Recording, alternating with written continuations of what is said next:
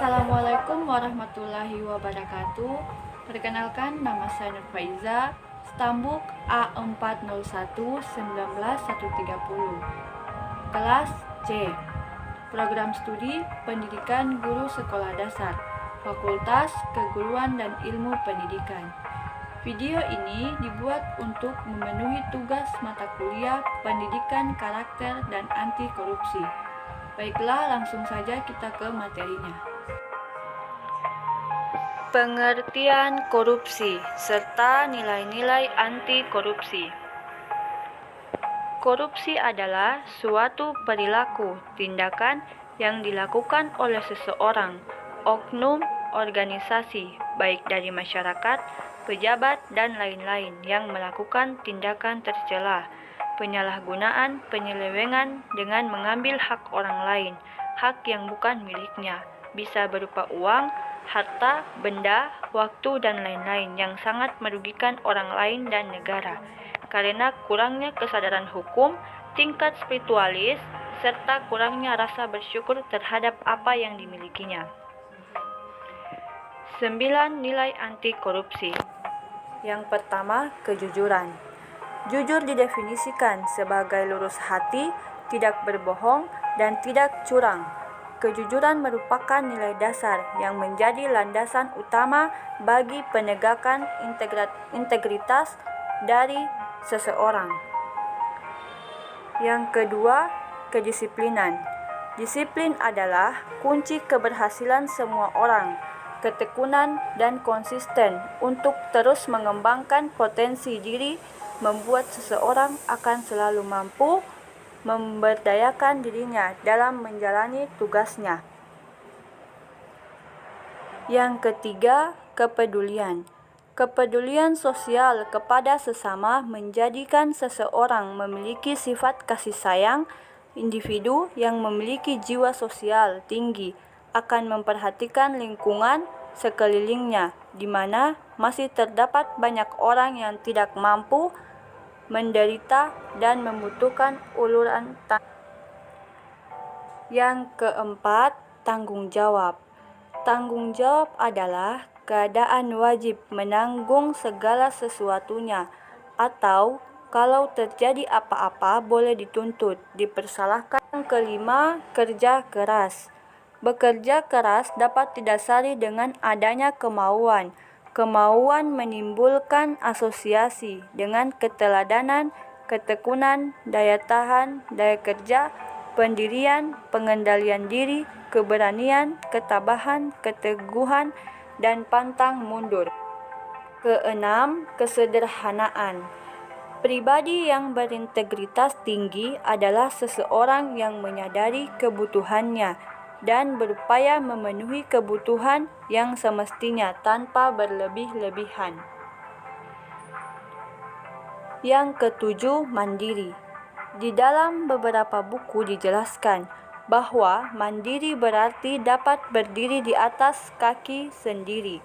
Artinya, tidak banyak bergantung kepada orang lain dalam berbagai hal.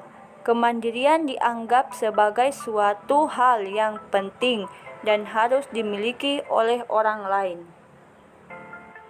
Yang ke-8, keberanian.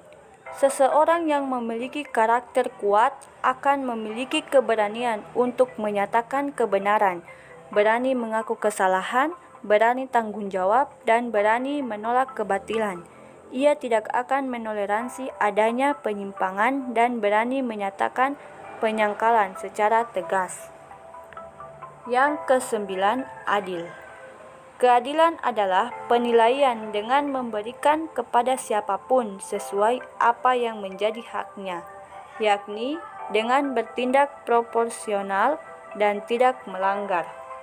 Selanjutnya yaitu dampak korupsi bagi masyarakat, bangsa, dan negara. Yang pertama, negara akan dipandang rendah negara lain. Yang kedua, negara tidak akan pernah bisa maju. Yang ketiga, bangsa akan memiliki lebih banyak lagi rakyat yang miskin akibat hak mereka diambil oleh para koruptor. Yang keempat, melambatnya pertumbuhan ekonomi suatu negara.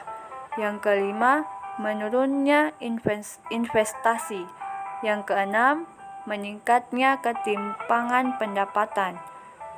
Bahkan korupsi juga dapat menurunkan tingkat kebahagiaan masyarakat di suatu negara. Adapun salah satu jenis korupsi yang ada di Indonesia yaitu korupsi penggelapan jabatan. Penggelapan dalam jabatan termasuk juga ke dalam kategori yang sering dimaksud sebagai penyalahgunaan jabatan, yakni tindakan seseorang, pejabat pemerintah dengan kekuasaan yang dimilikinya, melakukan penggelapan laporan keuangan, menghilangkan barang bukti, atau membiarkan orang lain menghancurkan barang bukti yang bertujuan untuk menguntungkan diri sendiri dengan jalan merugikan negara. Penggelapan dalam jabatan.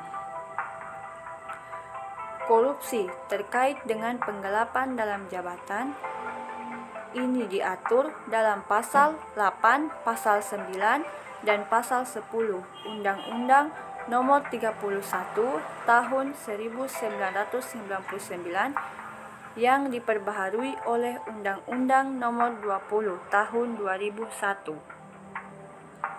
Contoh kasus. Yang pertama, seorang pejabat dengan kekuasaannya menerbitkan surat pengalihan balik nama barang atas namanya sendiri atau orang lain, padahal menyalahi prosedur. Contoh kedua, seorang pejabat yang berwenang menerbitkan surat penghapusan ganti rugi kehilangan mobil dinas di luar jam kerja oleh seorang pegawai, padahal seharusnya yang bersangkutan harus mengganti kehilangan mobil tersebut.